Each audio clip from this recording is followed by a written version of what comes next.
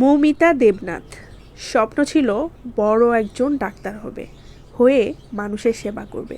কিন্তু তার এই স্বপ্ন পূরণ হতে দিল না তার আশেপাশের কিছু শক্তিরা। তারা ওত পেতেছিল। আর.জে.কার মেডিকেল কলেজে কি হয়েছিল ইতিমধ্যে আপনারা সবাই জেনে গেছেন, বাট আরেকটু ডিটেলস জানাতে চাই। মৌমিতার মা জানিয়েছেন তার একমাত্র মেয়েকে বড় একটা ডাক্তার বানাতে চেয়েছিল, যেন শেষ বয়সে মায়ের সেবা করতে পারে।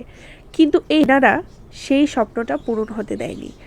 মৌমিতার প্রেমিক জানিয়েছেন তাদের ১৩ বছরের সম্পর্ক ছিল এবং এই সেপ্টেম্বরে তাদের বিয়ে করার কথা।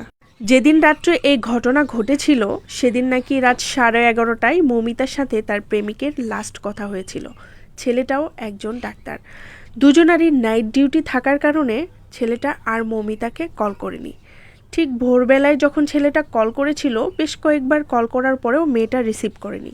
ছেলেটা মনে করেছিল নাইট ডিউটি করার কারণে হয়তো ব্যস্ত আছে। তারপরে নাকি পরপর মেসেজ করেছিল, সেটারও কোনো উত্তর মেলেনি। উত্তর দিবে কিভাবে? ততক্ষণে হয়তো মেয়েটাকে ওরা শেষ করে দিয়েছিল। এভাবেই অসমাপ্ত থেকে গেল একটা প্রেম কাহিনী। ছেলেটা বলেছে আমি এটার ন্যায় বিচার চাই।